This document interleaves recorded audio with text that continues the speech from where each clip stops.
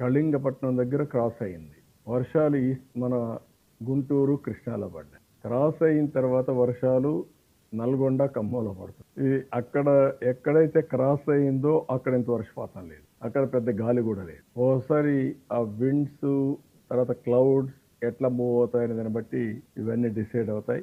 ఏది ఏమైనా ఈ సంవత్సరం హెవీ రెయిన్స్ పడ్డాయి.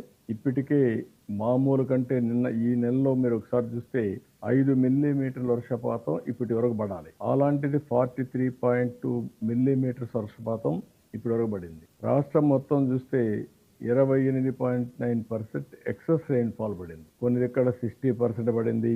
ఆ విధంగా మనం చూసినప్పుడు 3 జిల్లాలు అయితే 60% అంటే ఎక్కువ పడ్డాయి. 19 జిల్లాలు 20 నుంచి 59% ఎక్కువ పడ్డాయి. నార్మల్గా పడింది 4 జిల్లాలు పడ్డాయి. దానికంటే కిందన డెఫిసిట్ ఎక్కడా లేదు. అన్ని దిక్కల అబవ్ నార్మలే రెయిన్ఫాల్ పడే పరిస్థితి వచ్చింది.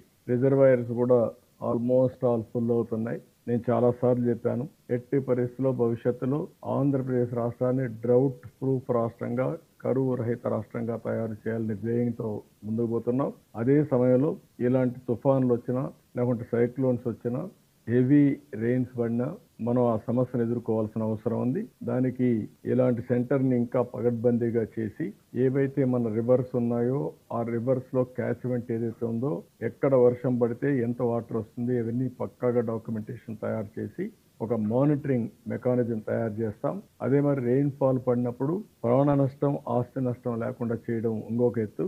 ఇంకొక పక్కన వల్నరబుల్ స్పాట్స్ చాలా ఉన్నాయి. ఈరోజు బండ్స్ కొన్ని ఉన్నాయి, వీక్ గా ఉన్నాయి. ఆ బండ్స్ అన్ని కూడా స్ట్రెంగ్తెన్ చేస్తాం. ఇంకా కొన్ని వల్నరబుల్ స్పాట్స్ ఎక్కడున్నా అవన్నీ కూడా స్ట్రెంగ్తెన్ చేస్తాం. వాగులకు కానీ, వంకలకు కానీ, ఊర్ల మీద వచ్చే నీళ్లు కానీ, టౌన్స్ మీద వచ్చే నీళ్లు కానీ అవన్నీ క్లియర్ చేసి ఎక్కడికక్కడ ఇబ్బంది లేకుండా చేసే కార్యక్రమానికి శ్రీకారం చుడతాం.